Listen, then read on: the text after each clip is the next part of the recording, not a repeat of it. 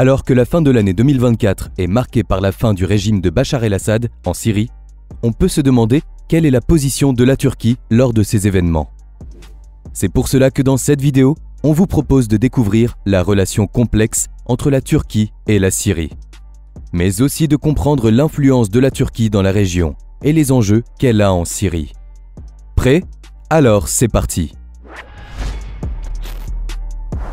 La Syrie et la Turquie partagent une frontière de 900 km, mais les deux pays connaissent depuis longtemps des tensions pour plusieurs raisons.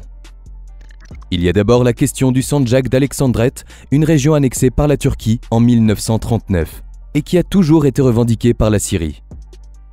Il y a aussi les projets turcs sur les fleuves Tigre et Euphrate, notamment le barrage Atatürk, qui ont suscité des craintes en Syrie concernant l'accès à l'eau.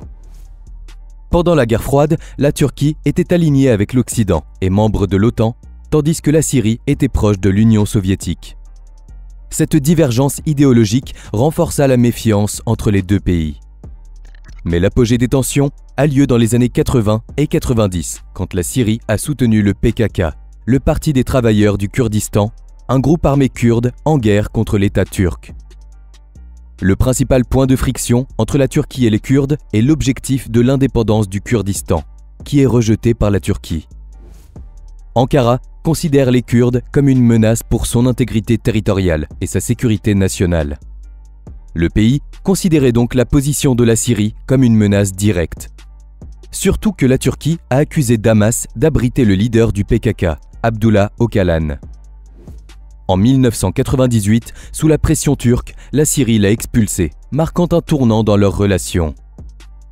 On entre alors dans une période d'amélioration qui a permis aux deux pays de renforcer leurs relations commerciales. Cependant, ce rapprochement resta fragile, basé davantage sur des intérêts économiques que sur une véritable confiance politique. Mais en 2011, la guerre en Syrie a provoqué une rupture majeure entre les deux pays. La Turquie a pris part contre Bachar el-Assad, soutenant l'armée syrienne libre et d'autres groupes opposés au régime syrien. De plus, le pays a mené plusieurs opérations militaires dans le nord de la Syrie, officiellement pour lutter contre les terroristes de Daesh, mais également pour empêcher la création d'un État kurde autonome près de sa frontière. En effet, depuis 2016, la Turquie a lancé plusieurs incursions contre les forces kurdes dans le nord de la Syrie, qui lui ont permis de contrôler des zones le long de la frontière.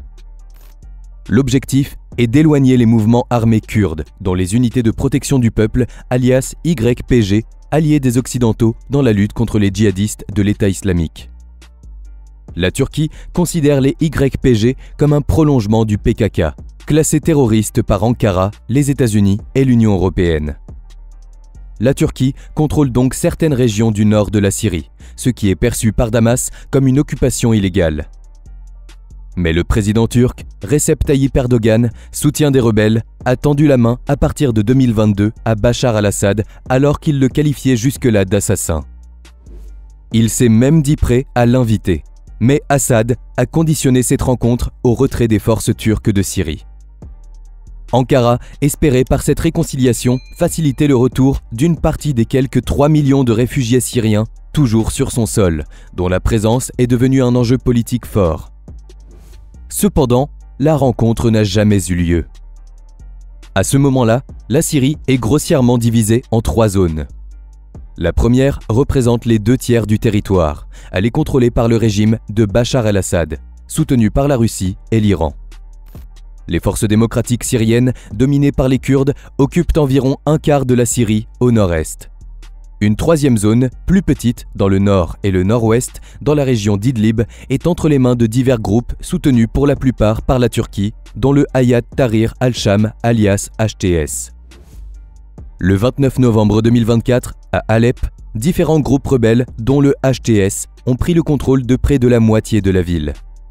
Cette offensive a été justifiée par les rebelles comme une réponse au bombardement intense du régime sur les zones civiles. Cela a également ravivé les tensions internationales, le Kremlin appelant Damas à reprendre rapidement le contrôle, tandis que l'Iran a réitéré son soutien à Bachar el-Assad. Cependant, le 8 décembre 2024 marque la fin de l'ère al-Assad. Par la suite, on apprend que le président syrien a fui Damas et s'est réfugié à Moscou, où il a été accueilli avec des garanties de protection politique. En Syrie, le peuple est descendu dans les rues pour célébrer la chute du régime. À l'international, le président américain Joe Biden a accueilli cette nouvelle comme une opportunité historique pour le peuple syrien de construire un avenir meilleur.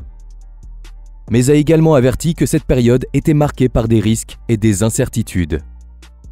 Au même moment, Washington a mené des frappes contre plus de 75 cibles de l'État islamique en Syrie pour empêcher le groupe terroriste de tirer profit de la situation instable.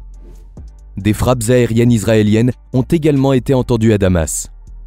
Au même moment, les forces israéliennes ont avancé dans la région du Golan, prenant le contrôle de la zone tampon avec la Syrie et les hauteurs du Golan. C'était la première fois en plus de 50 ans. Mais alors, est-ce que cette offensive rebelle en Syrie est une aubaine pour la Turquie? La Turquie est restée prudente face à l'offensive rebelle en Syrie, mais elle espère y gagner le retour d'une partie des 3 millions de Syriens réfugiés sur son sol, ainsi que l'occasion d'enlever la menace kurde à sa frontière. On peut alors se demander si la Turquie a joué un rôle dans l'offensive rebelle. Interrogé par le journal belge 7 sur 7, Ömer Özkizilçik, chercheur associé à l'Atlantic Council à Ankara, explique que la Turquie entretient une relation complexe et difficile avec le groupe islamiste radical Hayat Tahrir al-Sham, alias HTS, qui a renversé Bachar al-Assad.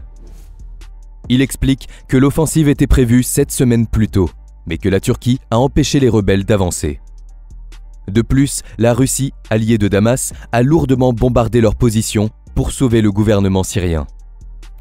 En fait, ce n'est qu'après l'échec des tentatives de normalisation des relations avec Damas et la recherche d'une solution politique à travers le processus diplomatique d'Astana qu'Ankara a donné son feu vert. Le processus d'Astana est un ensemble de négociations multipartites visant à trouver une solution politique au conflit en Syrie. Il a été initié en 2017 par la Russie, l'Iran et la Turquie, qui, comme on le voit, sont les 3 pays étant des acteurs clés dans le conflit syrien. L'objectif principal du processus est de créer des zones de cessez-le-feu et de faciliter les discussions entre le gouvernement syrien et les groupes d'opposition. Mais alors, quelle relation entretient la Turquie avec le groupe HTS? Hayat Tahrir al-Sham est un groupe islamiste radical actif en Syrie. Fondé en 2017, il est né de la fusion de plusieurs groupes rebelles dont le front Fatah al-Sham, Harakat Nour al-Din al-Zenki et d'autres factions. Dirigé par Abu Mohamed al-Joulani, avant le 8 décembre 2024, HTS contrôle une grande partie de la province d'Idleb et a mis en place une administration civile appelée le gouvernement de salut syrien. Il est connu pour son idéologie islamiste sunnite et salafiste, et son objectif principal est de renverser le régime de Bachar al-Assad pour instaurer un État islamique en Syrie basé sur la charia. Par la suite, le groupe a cherché à se distancier de son affiliation passée avec Al-Qaïda pour améliorer son image et obtenir un soutien plus large. Cependant, il reste classé comme organisation terroriste par plusieurs pays, dont les États-Unis et le Royaume-Uni. Il faut savoir que la Turquie a combattu l'expansion du groupe HTS dans sa zone de sécurité, dans le nord-ouest de la Syrie. Ankara a également fait pression sur ce groupe pour qu'il rompe son affiliation à Al-Qaïda et ne s'en prenne pas aux minorités, chrétiennes et druzes en particulier. L'influence turque en Syrie est donc marquée par une série d'interventions militaires, de collaborations et de rivalités qui ont façonné l'évolution du conflit syrien. La Turquie, cherchant à sécuriser ses intérêts et à projeter sa puissance régionale, joue un rôle crucial dans le façonnement de l'avenir de la Syrie. Cette influence a des répercussions profondes, non seulement pour la stabilité de la Syrie, mais aussi pour la sécurité et la politique de la région au sens large. Reste à voir quelles seront les conséquences de la fin de l'ère al-Assad.